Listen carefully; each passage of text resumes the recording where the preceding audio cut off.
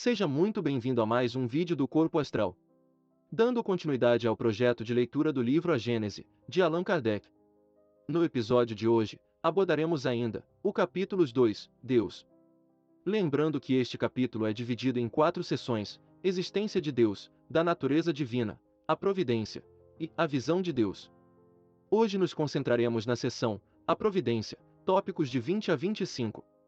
Se você quiser, acompanhe o livro enquanto ouve, isso ajudará no processo de estudo. Para ter acesso ao livro, confira o link na bio do nosso Instagram, @canal Corpo Astral. Curta e compartilhe este vídeo para fazer com que essas reflexões ajudem a cada vez mais pessoas. Siga o canal e ative o sininho para receber notificações de lançamentos. Sem mais delongas, vamos ao conteúdo. Capítulo 2, Deus. Seção A Providência. Tópico 20. A providência é a solicitude de Deus para com as suas criaturas. Ele está em toda parte, tudo vê, a tudo preside, mesmo as coisas mais mínimas. É nisto que consiste a ação providencial. Abre aspas.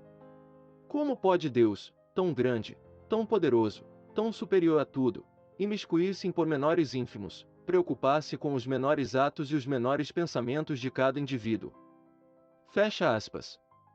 Esta interrogação que a si mesmo dirige o incrédulo, concluindo por dizer que, admitida a existência de Deus, só se pode admitir, quanto à sua ação, que ela se exerça sobre as leis gerais do universo, que este funcione de toda a eternidade em virtude dessas leis, às quais toda criatura se acha submetida na esfera de suas atividades, sem que haja místera intervenção incessante da providência. Tópico 21. No estado de inferioridade em que ainda se encontram, só muito dificilmente podem os homens compreender que Deus seja infinito. Vendo-se limitados e circunscritos, eles o imaginam também circunscrito e limitado. Imaginando o circunscrito, figuram no quais eles são, a imagem e semelhança deles. Os quadros em que o vemos com traços humanos não contribuem pouco para entreter esse erro no espírito das massas, que nele adoram mais a forma que o pensamento. Para a maioria, é ele um soberano poderoso, sentado num trono inacessível e perdido na imensidade dos céus. Tendo restritas suas faculdades e percepções, não compreendem que Deus possa se digne de intervir diretamente nas pequeninas coisas.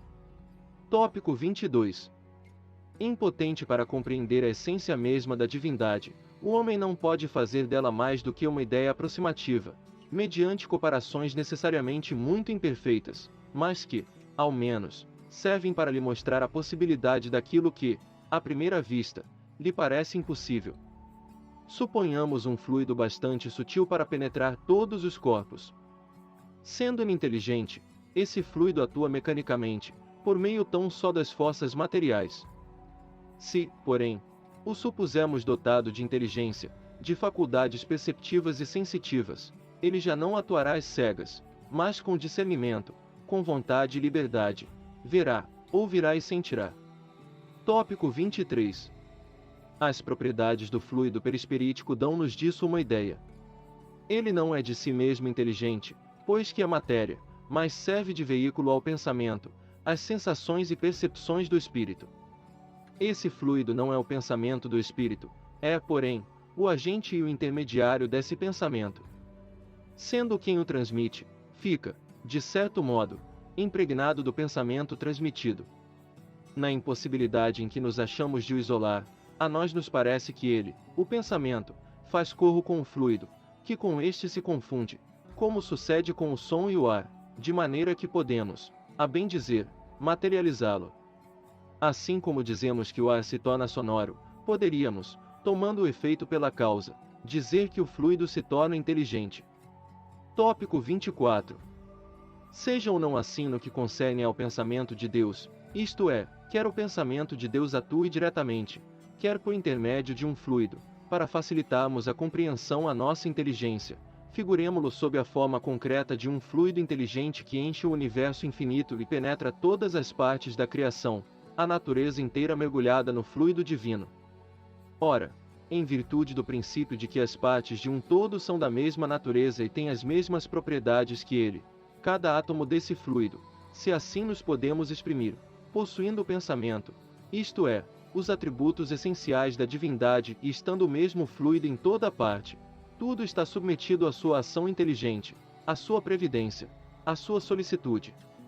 Nenhum ser haverá, por mais ínfimo que o suponhamos, que não esteja saturado dele. Achamo-nos então, constantemente, em presença da divindade. Nenhuma das nossas ações lhe podemos subtrair ao olhar.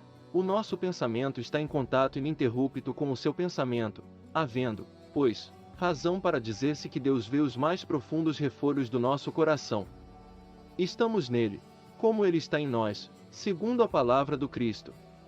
Para estender a sua solicitude a todas as criaturas, não precisa Deus lançar o olhar do alto da imensidade.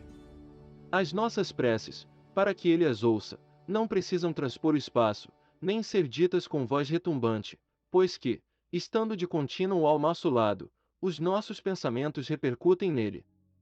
Os nossos pensamentos são como os sons de um sino, que fazem vibrar todas as moléculas do ar ambiente. Tópico 25. Longe de nós a ideia de materializar a divindade. A imagem de um fluido inteligente universal evidentemente não passa de uma comparação apropriada a dar de Deus uma ideia mais exata do que os quadros que o apresentam debaixo de uma figura humana. Destina-se ela a fazer compreensível a possibilidade que tem Deus de estar em toda parte e de se ocupar com todas as coisas. Este foi o vídeo de hoje. Se você gostou, compartilhe com seus amigos, e ajude a esse conteúdo chegar mais longe. Para mais vídeos, acesse nosso canal e confira nossas playlists. Muita força e paz para você. Até a próxima!